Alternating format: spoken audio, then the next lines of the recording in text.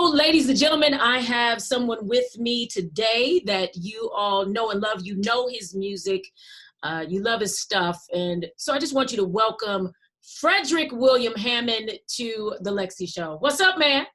What up, dog? I'm chill like a mug. How you feeling?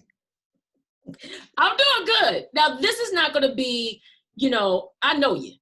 I lived with you for about 3 months. I lived with you. And my wife at the time. So your wife at the time and your baby. You gotta preface that. I gotta preface that. It's yeah, we do have that right there, yeah, that'd be like, I knew it. That could get messy. Good. No. Good. What it was is I was singing background for Gerald Levert at the time. And I was out and I was wearing scantily dressed. Scantily. And Fred saw me at an event and was like, what are you doing? And why are you dressed like that? And when is it going to stop? Most importantly, when is it going to stop? And I was like, well, I'm just out here. I'm just having a good time and da-da-da. And you convinced me. I called you crying one day because Gerald was doing an album on me, a solo R&B record. And, I grew up Kojic and all that. But you were like, dog. And I was so mad because he hadn't finished the album. He had put Men at Large and some other projects in front of me and kept pushing me back. And you said, why don't you just come to Detroit? I'm putting this choir together called Radical for Christ. And I was like, yeah. Man, where am I going to live? What am I going to do? And you said, I'm going to go talk to Kim. You talked to Kim. She said it was cool. I moved in for about 3 months till I got a job, found my own place. And I sang on the first record. Yep. Of Radical for Christ, but before that, I sang on your solo album. You did. And people for me every day. They know you from commission. They know you from, I don't know if they missed the period. Some people missed the period of your solo record and just think it's commission, Radical for Christ.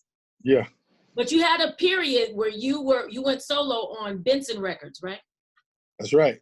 It's interim. Finding myself. Like, what next? You know?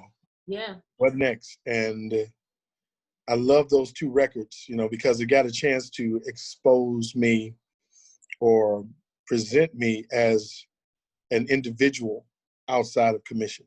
Yeah. It got a chance for me to as a producer, songwriter, because a lot of times when you're in a group, especially back then, the mix of who produced what, who is really behind the production of what, who really is the heartbeat of this. Mm-hmm. And I never forget, we went to, I'm gonna keep it 100, a lot of the ways on here. We went to, I thought Brooks and I would be Jimmy Jam and Terry Lewis. I really did.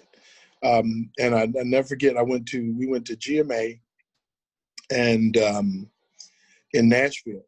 And, whenever I got something, I say, well, I'm gonna bring it to Brooks. I got Derek Brinkley, right? Yeah. And I helped sign Derek Brinkley as a schoolmate, and I took him to Derek Dirksen, and automatically, I was bringing, me and Mike gonna produce you, man. It was great. Being a bass player too, you needed the keyboard player too, and Mike was my guy. And then I did it on a couple other things. We just kind of did, and I never forget. I was going down the escalator, and John. His name was John. I forgot his name, but he ran Word Records. And I was coming down the steps. He said, "Hey, man, good to see you. Good to see you. Hey, man, where's Mike Brooks?" And I thought he was thinking, like, where's the duo? Right. Whereas you had L.A. and Babyface, you had Jimmy Jam and Terry Lewis. Right. You had Hammond and Brooks. Like, man. I said, "Oh, man, around. Like, you want us to get together?" He said, "When you see him, tell him to get in touch with me. I want him to produce something for me. That boy sure can produce. Y'all's album sound great." And I was just stood there looking mortified. And I said, "Okay, cool." And then when I saw him, I said, "Hey, man, John," I forgot his name, big time guy back in the day. Mm-hmm. And I said, "Hey, yeah, John is looking for you." And well, this started separating me from that to say, you know what, let me put my stamp on me. Right. I got to get my own sound. I get that. Got to. So outside of music, I want people to get to know you. Maybe some things that I'm always into the things that other people just don't know about you. We know that you're a highly decorated, awarded, sought after praise and worship, the architect of praise and worship guy. We got that. But I want to know stuff like this. Like, what's your favorite movie? Favorite movie, hands down. Hands Count down. of Monte Cristo. Count of Monte Cristo. That's the only movie, and I judge movies by if I see them again. If I see them again. Jim Caviezel is one of the greatest movies. It's an old remake, but it is one of the greatest movies. It's heart-touching. It's about revenge and forgiveness. And if you haven't seen it, look up Jim Caviezel in The Count of Monte Cristo. The next movie you may know Jim Caviezel as he played Jesus in The Passion of the Christ. He's an amazing actor. And the way I heard the story goes is that after he did The Count of Monte Cristo, what's my man that did the Passion? What's his name from Lethal Weapon? Mel Gibson. Mel Gibson reached out to him and had him and said, "I'd like you to play Jesus in this," you know. And he's an amazing. It's my favorite movie. I watch it once a year. Passion of the Christ is definitely one of my top 5. But Coming to America, I'm gonna round it out for you. Coming to America, definitely one of my top 5. The Wiz, things that changed my life. You know, when I saw it, when The Wiz went off, and they was going through in the dark, and you saw she was singing When I Was Speaking Home, and all them faces was going by. Yes, I felt like I was leaving my cousin's house, and I wasn't gonna see him for a long time. I was sad that the thing was going off. Yes, sir. The Wiz, and then I don't have, let me get on that top 5. But the number 1 movie that I love the most is, and I recommend it, especially if you're a believer, and if you're not a believer, but if you are a believer, you should check out Count of Monte Cristo. It's amazing. I will see that. I my favorite movie is The Godfather, but if we want to get all spiritual, Godfather is off the chain. No, I'm trying to tell you though, I'm with you on that. Do you do any impressions? Let me see here. Do I do any impressions? I do impressions of stupid stuff that people don't know. That people don't know who it is. Like I got a guy, like he's kind of like an uncle. And well, I won't say that. It was a friend of mine who came over my house. There was we kept borders. People like yourself and people, we opened up our home and let people come. Yep. So this guy, and I will not say because he lives right there in Detroit. Okay. So I won't say who he is, but he came by to pick up one of my choir members who was staying with us, and so he came by, they're going to go on a little date. And when he came in, he had this old player on him. He had this old player on him. And he ain't no old dude, but he's a church dude, but he's a young church dude, but he had this old player. So when he saw her, she came up, pow, pow, pow with it, right? Came up downstairs. And he was like, look at him. What do we have up in here? What is it? What do you have all up in here? Rubbing and sniffing. And I'm looking at him like this.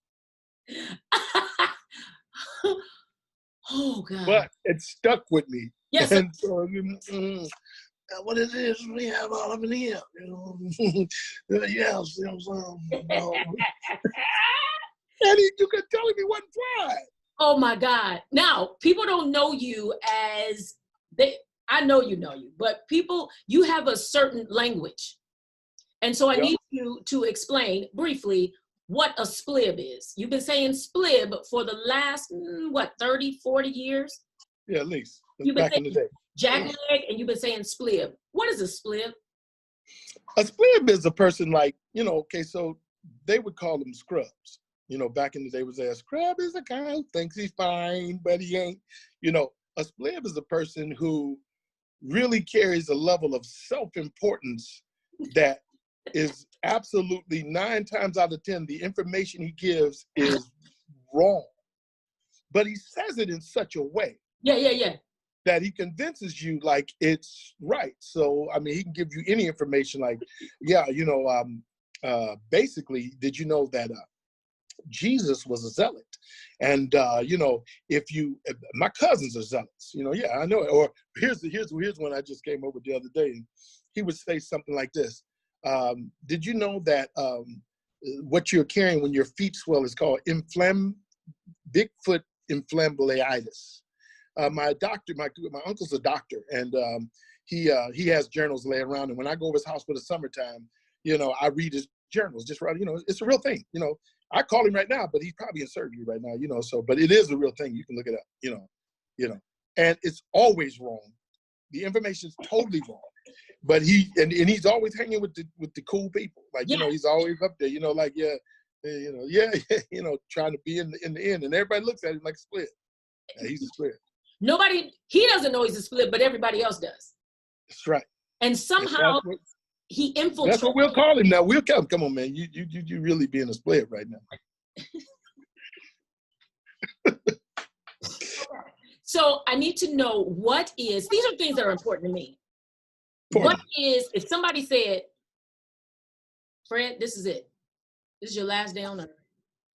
What are you going to have for your meal, your last meal? I want you to start with an app, entree, and dessert, and your drink. This is it. This is it. This is it. This is the Michael Jackson tour. This is it. What are you eating? Start with the app. What are you starting off with? And who would prepare it? Well, to start out with the app, it would probably be sauteed or fried mushrooms. What? You love them that much? I think I could be okay with that. I mean, I really could, If you go to it all depends on where you're going to. So if you had Houston's, then it would probably be the salmon with the little toast. They got this little salmon that it breaks off and it's cold and it's good. And you put it on this little really thin piece of toast. It's amazing. Okay. Probably rock with that. Okay. I would probably go out right on top. Yeah, when I get a salad, since it's my last meal, I'm going to go and get a salad and some soup. Because might as well just enjoy whatever it is. Get some salad. What's that dressing? We got to know. It ain't going to be no vinaigrette. It ain't going to be no oil, light oil, no olive, nothing. It's going to be straight up ranch, blue cheese, and Thousand Island with a little French. It's going to taste like cake. It's gonna be like you might have cake. It's gonna be a Thousand Ranch Island with blue cheese and Catalina French. It's gonna have cheese. It's gonna have Parmesan cheese and regular yellow cheese. It's gonna have eggs, ham, and bacon. I mean, if it's last meal, I'm gonna enjoy it. Oh God! When you got to the entree, what's the entree? Let's get to it. So I'm gonna have to go with Fred Sanford. Well, number one is it could be one of two things. I'll sit there and be like, man. The number two option would be a ribeye or prime rib cooked like a steak, seasoned and grilled to perfection like a steak with burnt edges, smothered in pork chops. That's Fred Sanford. That's Fred Sanford. No, but it would be my favorite meal that I have to have. Of all the things I've walked away from, macaroni cheese and this one and that one and that one and that one, it would be some good old fried chicken. Who would fry it though? Who would prepare that chicken? Who would prepare that fried chicken? You can't just fry. You can't have anybody just fry your chicken, bro. You can't do that. You can't do that. Who would provide? Who would fry it? Who would fry it? Who would fry it? What's the best fried chicken you've ever had? Down here in Texas, they got this place called Halls, and we call it crack. It's like they're like chicken, like on Seinfeld, they'd be called chicken Nazis. Got it. Because they don't play. You don't even go in to get it. It's like an old Dairy Queen, and you people stand in line down the street to come up there and then be treated badly. And you better say the right thing, or they'll do don't play with it. Don't play with it. Don't play with it. Have what you got. You've been stood in line. We don't got no time. I like a 10-piece all wings. We ain't got no wings. You don't have. Didn't I just say, get out the way? Get out the way. Let somebody else in. Did you hear what I said? And so when they say they don't have the wings, you just immediately shift. That shift. Whatever you have that I can get 10 of, I'll take them. Can I have? And you look in, and don't be like, can I? Oh no, get out the way. Get out the way. You just let somebody else order. When you know what to order, you get back in. But I'm telling you, it's called Rudy's. It's not even Halls. It's called Rudy's, and it's amazing. But they're rude. Rudy's. They're rude. Rudy's. So you know. Okay. They just ain't got no time, and they making money hand over fist, and they shut it down. So I'm gonna go with what I'm gonna go with. I'm gonna go with Roscoe's. Roscoe's is not that great. Roscoe's is not that great, Fred. I'm sorry. So that. I like their chicken though. I like their chicken. It's okay. When you come down here, there's another little spot called Babes. Okay. It's a chain, but it's family style eating where if it's like 6 or 7 of us out to eat. They just set bowls of everything on the table. Oh. Bowls of mashed potatoes, bowls of green beans, bowls of these biscuits that'll kill you. They hurt you. And you put honey on. It's a mess. But the chicken is amazing. Really? And they have this smoked chicken that people pass up the fried chicken to get. It's that crazy. Smoked. Makes Colonel Sanders of KFC look like don't ever try it. Smoked chicken. Don't do that no more. Don't do it. But it'd be one of them. Okay. Popeyes too. I ain't mad at Popeyes. I'm being honest with you. I've never been mad at when it's hot and it's fresh. I've never been mad at Popeyes. Never. Come on. Never. And they biscuits be right. Okay. We're moving on. See, we're some foodies, guys. I'm sorry. And so when I'm in Detroit, though, what's my place? There is Broasted Chicken over there on Orchard Lake. Broasted Chicken. In near West Bloomfield, where I used to live, but it's all 14 Mile of Orchard Lake down a little bit by the Boneyard. You're not talking about Chicken Shack? No, it might be Chicken Shack now, but it was called Broasted Chicken. Okay. And they did, you know, the oven fried or the thing we have now, which is the air fryer. Yes, sir. They were doing that 20 years ago. Wow. And Nicola's too. So Nicola's wings too. So there's my chicken spots. Okay. Any one of them. So lastly, 2 things quickly. Dessert and drink. What is your favorite beverage? I would have a Verner's. What? I would have a Verner's. Yes, I would.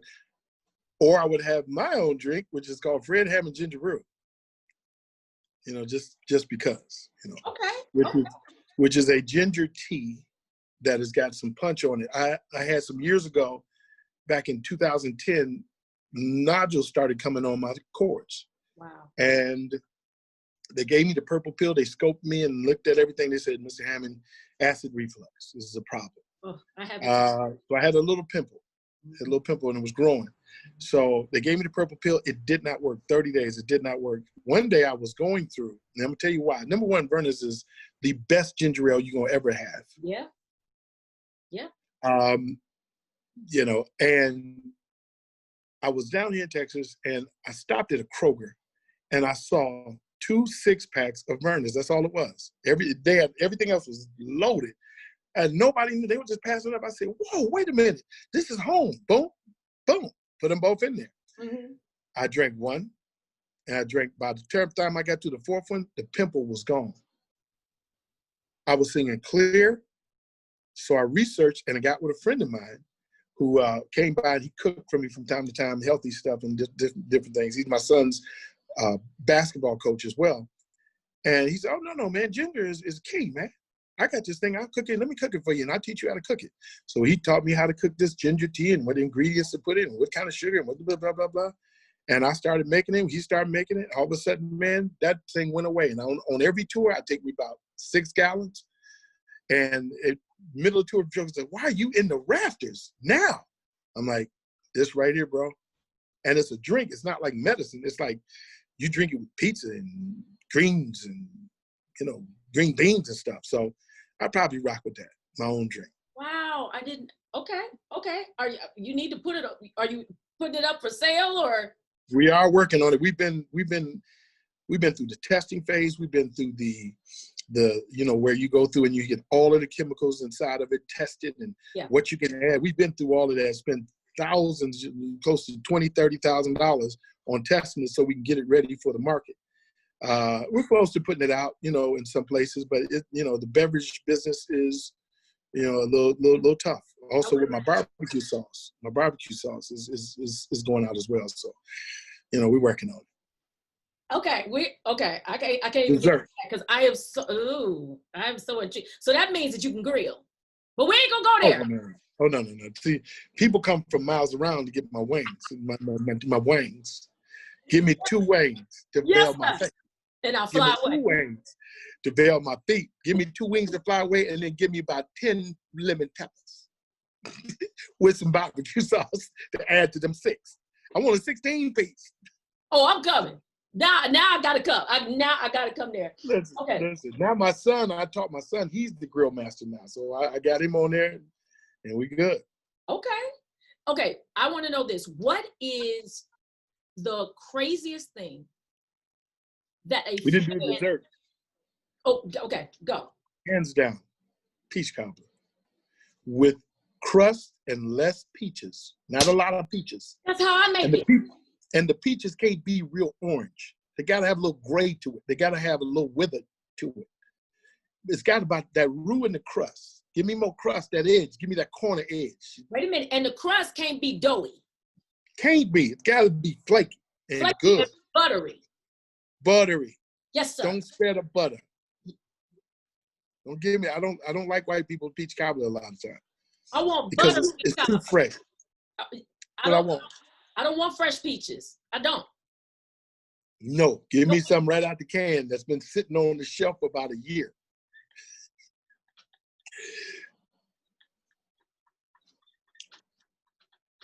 About a year.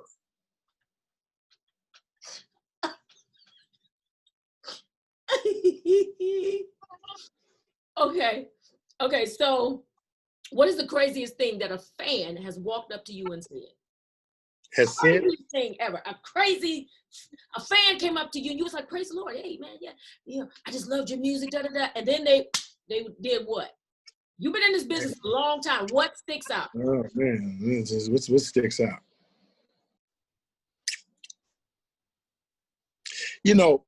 A lot of big, light-skinned guys, like way bigger than me,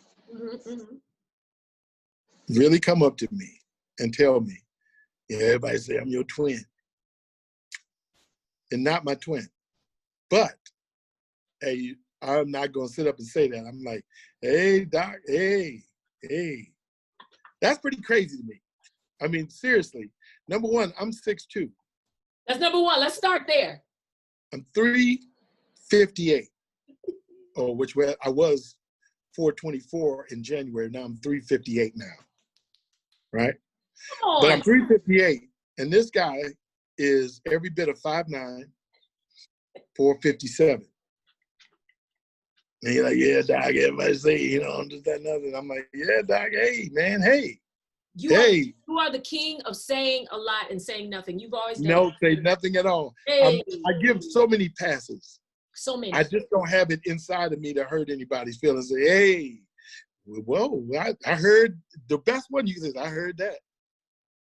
And they'll go with it. They'll rock with you. That's a pretty crazy one. That's but I'm cool. The good thing about it is I like when they do that because what it's basically saying, it's a major compliment to say, man, thank you for, absolutely being who you are, and now people are recognizing me because of that. So I'm cool with it. I don't be tripping. How do you handle it when people come up to you and say, hey, Fred, you remember me from so-and-so? First of all, you've met 50,000 people within the last year. Since the time I've seen you. Since I've seen you last, 50,000. Hey, man. Hey, well, how about this one? Fred? Hey, so-and-so told me to tell you hi. Okay. Once again, I'm the pass giver. But sometimes I ask the question, I'm like, am I doing a good job with my face right now? Because inside, it's tore up. Like, hey, are you? I don't know you. Because 9 times out of 10, they'll stop 50 people in line to have this conversation. Like, tell everybody, hold on a second, I'm just going to ask this. And the people are tired. They did there, and he, so, man, Daryl told me what tell you what's up. And I'm like, but you got to be careful. But you got to be cool. You got to be cool. You got to be careful because sometimes people be baiting you. They know you don't know nobody named Daryl. Yep. So I keep it 100. I'm like, Daryl. Which Daryl? Which Daryl? I know a lot of Daryls. And, Daryl from Detroit, over such and so. And I'll keep it 100. I'll be like, it's not, he said y'all ride bikes together. Daryl Mack? No, man, so. It's too much. I gotta be honest with you, man. This is going too long, but I gotta be honest with you. Just tell him I said what up, though. But I'm not drawing it. I'm not drawing it there. Or this one, hey friend, hey now, how you doing? And they're waiting for an autograph, and I'm sitting there. I'm like, what's your name? Oh no, you ain't gonna do that. I'm like, and I start thinking, because this could go a lot of different ways. Yes, it can. And I'm like. Last year, coaching convocation, I had the yellow dress on. Hey, you gonna sit up here and act like, and so then I'll hit him with the, oh snap! I do that. I do that. And how you doing? Try this one. This is what I did. You changed your hair. That's good. That's good. I do that. I have done that before. Like, oh, last time your hair was in. Yeah, they'll finish it for you. They'll finish it for you. There you go. They finish it. And they don't understand. But I do understand that they have a level of admiration and they really need you to know them. Yeah. You know what I'm saying? They need us to know them. Yeah. The problem is that, man, I don't know all the lyrics to my songs. So I'm having trouble with that, let alone seeing you a bunch of years ago. But you know what? I do understand that moment, and I try to stay gracious. Absolutely.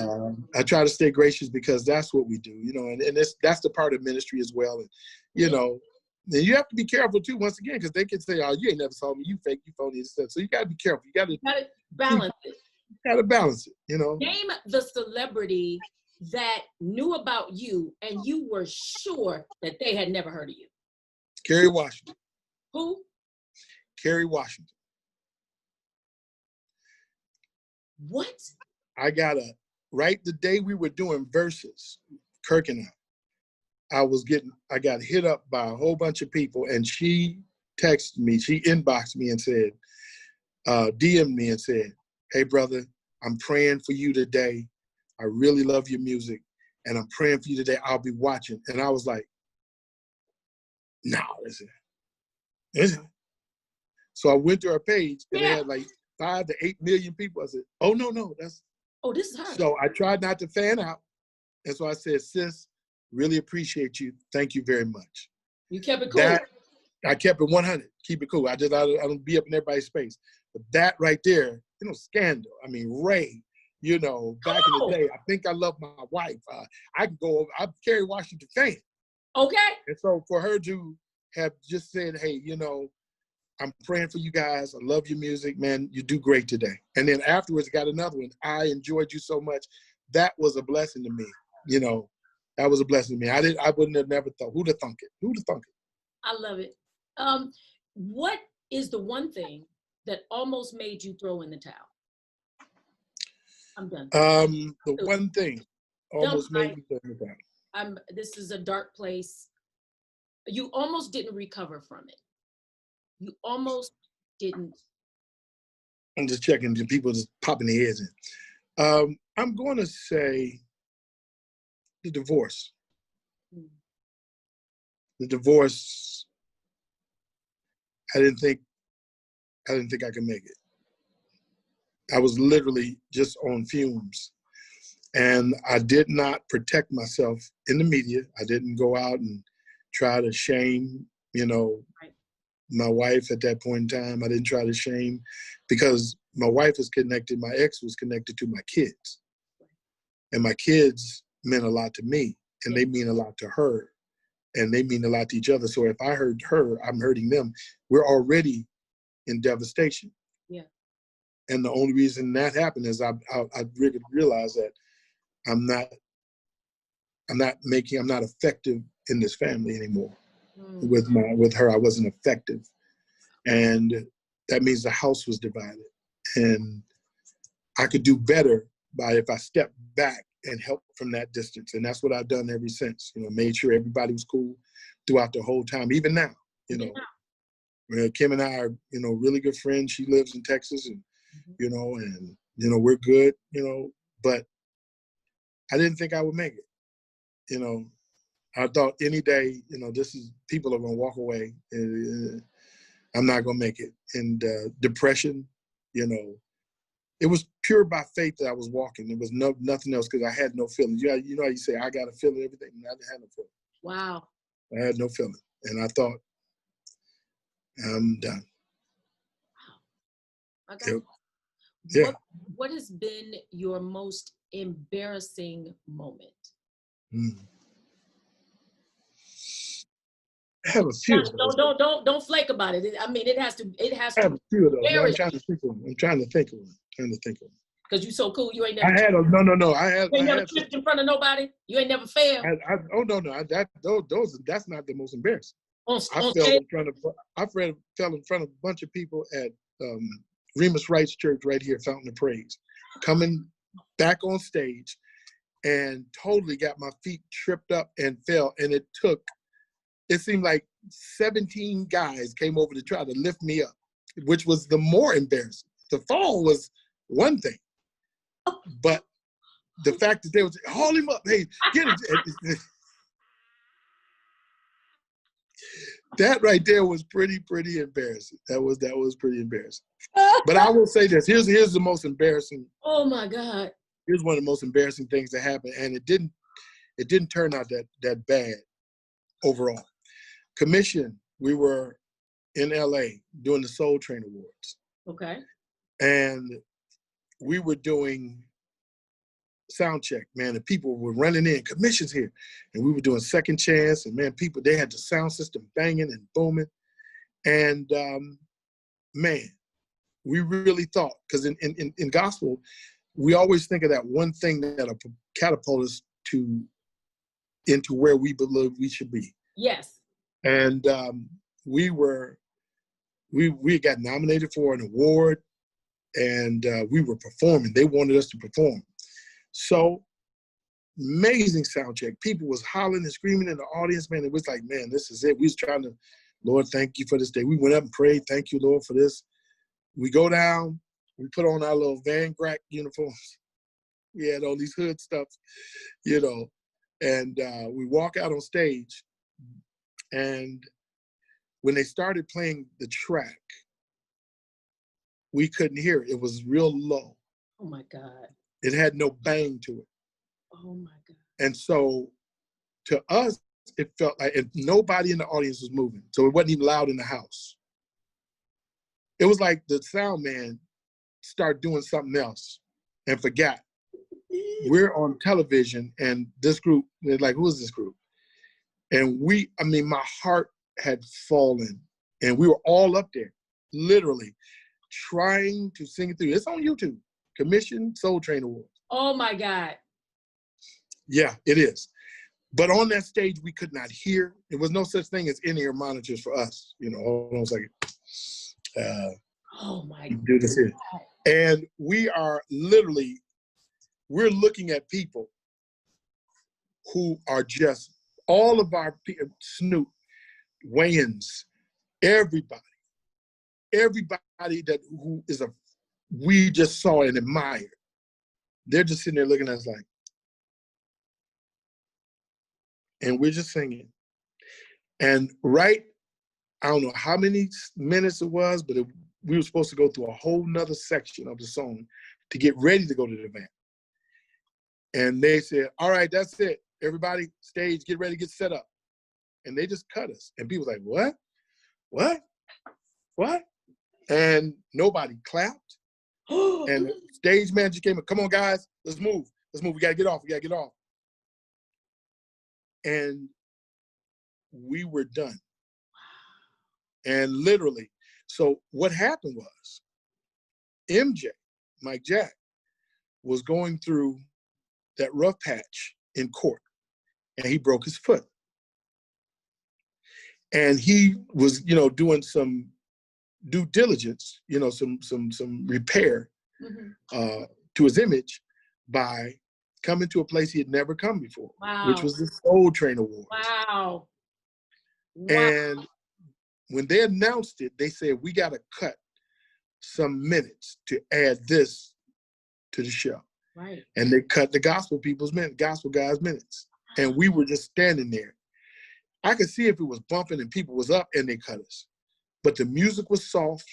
It was a mess. And I mean, my heart was in my throat. Same thing with Mitchell and Carl and Marvin Sapp was in the group in the band. And they told us, somebody said, man, I'm sorry, man. I'm sorry, bro. Mike Jackson. They explained to me on the way up. And I went upstairs and we literally were in that dressing room. Heads hung low. We didn't have a lot of money. Right. Our gigs wasn't really popping. We needed this to help catapult us to where we needed to be. And we just sat there, man. We was crying, tears was falling. And Marvin Sapp was packing up. He said, man, I'm going to see it. I'm going back to the hotel and see it. It's going to get ready to come on in a minute. So he packing up real quick and run off. He said, I just want to see it. I got to see if it's going to be bad as we think. And the guy came up and said, okay, commission, we need you back down in your seats because we're going to announce your category. And was like, man, we good. We out. We just good. And it just so happened to be a brother. He said, man, guys, I know it felt bad. And I'll be honest with you. From where we stood, I felt bad for y'all because I'm a fan of y'all. He said, but you can let the enemy get you and you can just go away mad and bitter and walk away like most of these cats would do. Or you could just, be humble and go back to your seats and just trust the Lord on it. It's up to you guys, what you want to do. So we got dressed and said, man, we'll go back. With class act, we went back and sat down. When we sat down, Kim Wayans turned to me and said, that was a doggone shame what they did to you. They didn't have to do that, but y'all did good. And we was like, thank you. And all of a sudden, they start wheeling this big chair out, for Mike to sit in. And everybody was all happy and this, that, and other. And we was like, oh, man, can you please? And all of a sudden, he came out, that thing opened up, and he went, boo, and everybody just kind of stood up. Everybody jumped up to their feet. So we stood up, and we was like looking at him. And I looked at, I think it was Mike Williams or Mitchell or Carl. I said, yeah, but that nigga's jamming, though, ain't he? Boo, and we just forgot all about it, man. Just like, man, it is what it is. It was. Wow. If you're gonna get kicked to the side, you might as well get kicked by MJ. For MJ, for sure. Killed it. He killed it. Then Marvin ran back after it was over and said, guys, I saw it. It looked great on TV. It was cool. It didn't look like we felt. Now, it could have been better, but it didn't look like we felt. So when we finally went back and watched it, it was like, okay, well, millions of people that was watching it didn't see us get to face. So that's another term. Get to face. Get the face. That's another term. What has been your happiest moment? To date. Happiest moment. I had a lot of them. One of them I can't share right now. I can't really share it, but it's a very happy moment. Recently, the Kirk Fred verses, it's like been one of my euphoric. It's like, it's been kind of euphoric. It's amazing.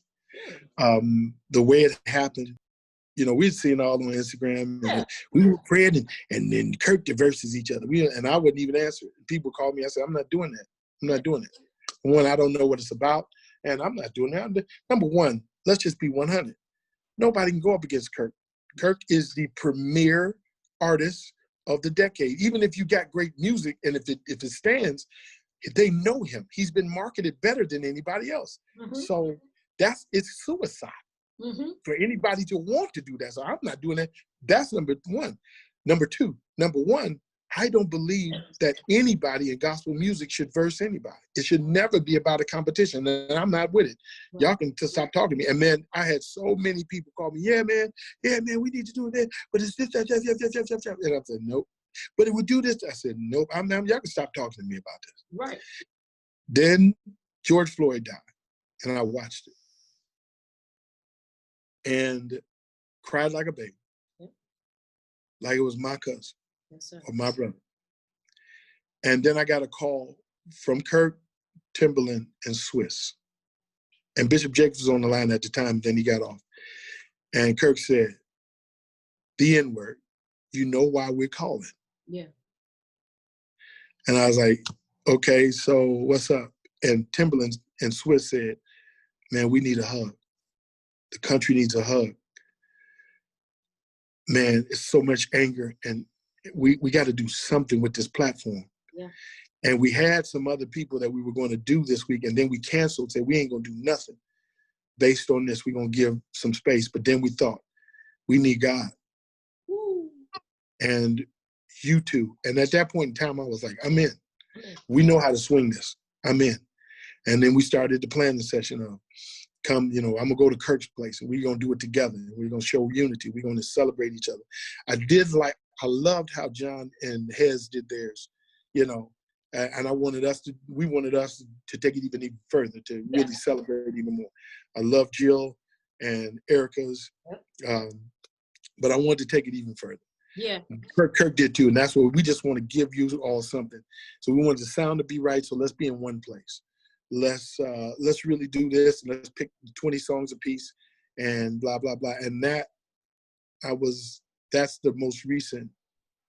I'm still on cloud 9 about that. Me and Kirk just talked like a week ago, a week and a half after that. And then he said, man, where you at?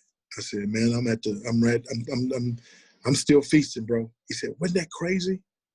And we never looked at who was calling, who was on. Nobody told us, hey man, Snoop is on.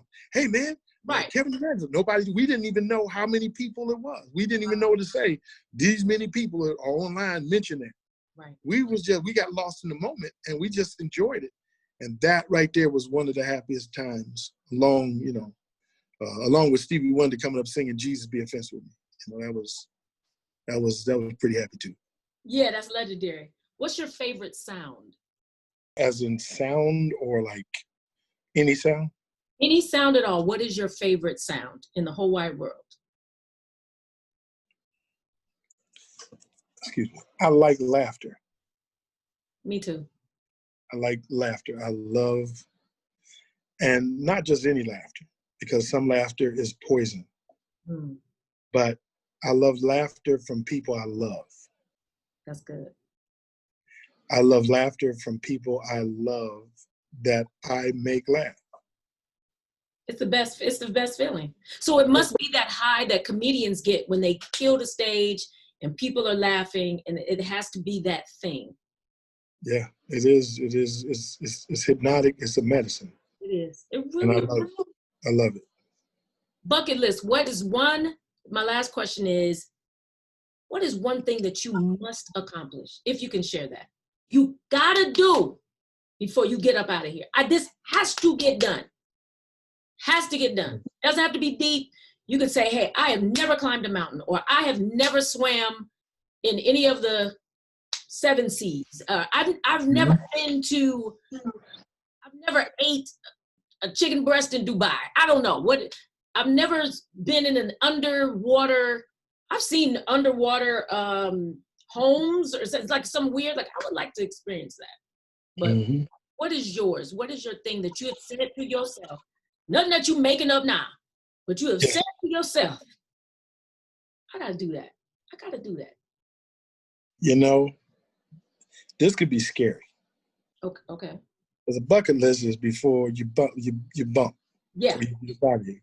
The upper room. I've done everything I wanted. Wow. Nothing that I guess, you know what I really would? I guess this would help me out. I'd like to sit down and have a very friendly conversation with Barack and Michelle. Nice. That'd be it for me. It's like, I can go on home. Okay. You know what I'm saying? Like, seriously, that would be my thing. Just to sit down, not to talk and ask questions or interview, just chill and eat chicken wings and laugh and be cool. And just be cool. You know. Yeah. I think that's about it. Because I've done everything. I've flown a plane. I've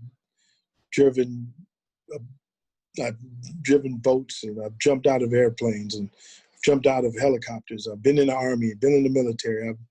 I've ridden a motorcycle at 210 miles an hour. I've worked hard and traveled the country, traveled the globe. Yeah. And I've enjoyed my passion and my hobbies, which are cars, and raised a man, raised a daughter, even made it through crucial times. I was married and happy. I accomplished a lot in my life. Praise God. That would be the thing for me, just to sit down and have an afternoon, just chill and just say thanks, and appreciate it. Yeah. That's it. That's so big. That's it. That means that you've been a blessed man. That means God's been real, real good to you. Yeah. Real good. Yeah, and that's why I try to tell people, work hard. Just work hard and believe. Just believe, work hard and believe, and let your character go before you. A lot of people ain't gonna read it right. But they're gonna besmirch it as they're gonna paint it, and a lot of times people that do that, it's you shine a light on them that they don't like. So they have to dull your light. They have to dull your light by saying, well, why he say that? Or why she say that? Or why she wearing that? Or why he doing this? Or why he doing that? Because they don't want to achieve that. Bishop Jake said it best the other day. He said, I've never met somebody richer than me that's a hater. Wow. I've never met a hater that has more or done more than me. Wow. And so that's the key. So I have been blessed. I've made my mind up to live life to its fullest. Yes, sir. And that's what it is.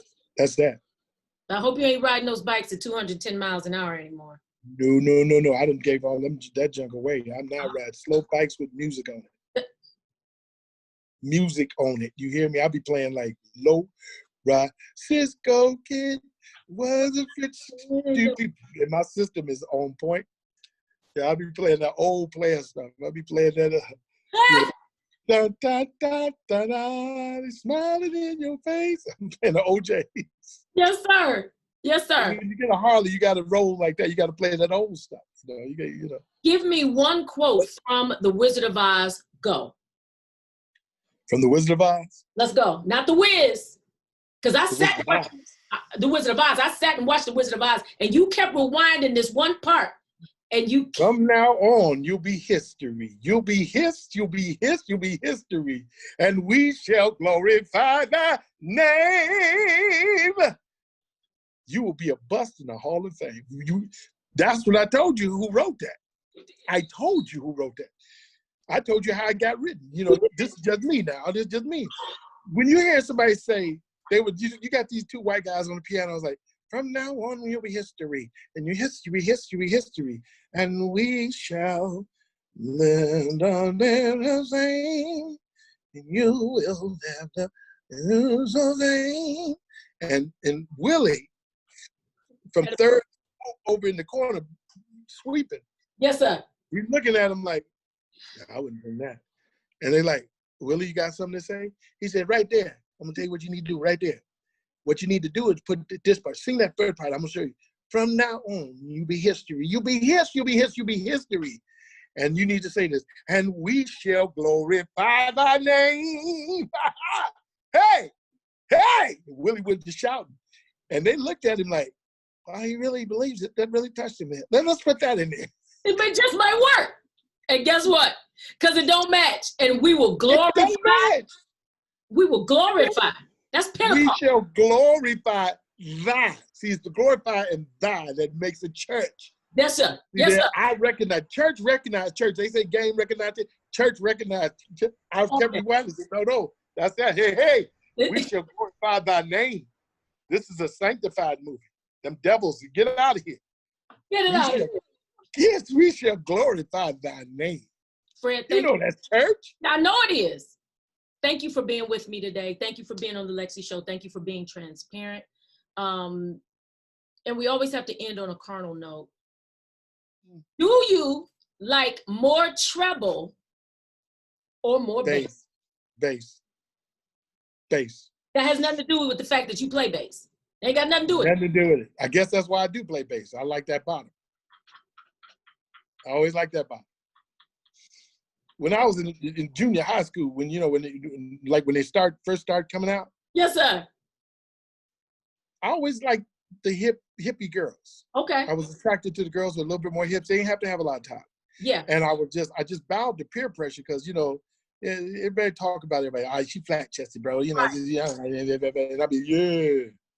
But I liked the hips, curves. That was important. Women, you got to have curves. Yes, sir. The top is cool. If you got it, cool. If you ain't got it, I ain't even mad at you. Right. But that back, that baby got that. You got to have it. And it don't have to be way out. It just has to be proportionately shaped. That's it. So if you're a big girl, it's got to be the waist to rump ratio has to be a certain way. If you're a thin girl, the waist to rump. That's all it got to be. It doesn't matter. Just that's it. I'm about that bass. I praise God for you. Yeah, please do. Love you, man. Thanks for being on. Love you too. Okay. Peace. Easy.